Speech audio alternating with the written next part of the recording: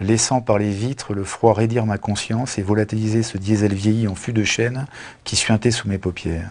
Christophe Bourgois-Constantine y lit sa prose avec la satisfaction du cancre qui, par chance, aurait décroché une bonne note.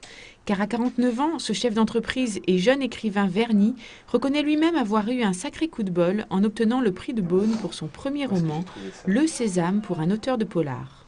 J'ai gagné d'une voix, vous voyez, donc on est peu de choses. À une voix près, vous n'étiez pas là. Grand amateur de jazz et de romans noirs américains, Constantine y a compilé dans son ouvrage tous les standards du genre.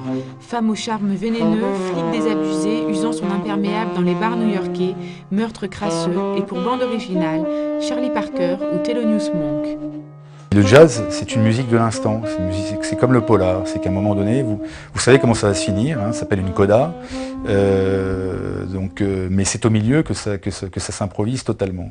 L'intrigue promène les personnages de la piste terroriste à celle d'un serial killer, des États-Unis jusqu'au Monte Renoso.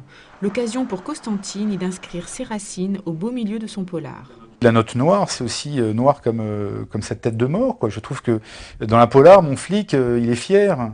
Il courbe jamais les chines, et je trouve que c'est tout à fait notre granit, quoi. C'est tout à fait notre patrimoine. 35 000 exemplaires de la Note Noire, publiés chez l'emblématique édition du Masque, ont déjà été écoulés. Alors avis aux amateurs de romans de gare qui aiment teinter leurs vacances de noir.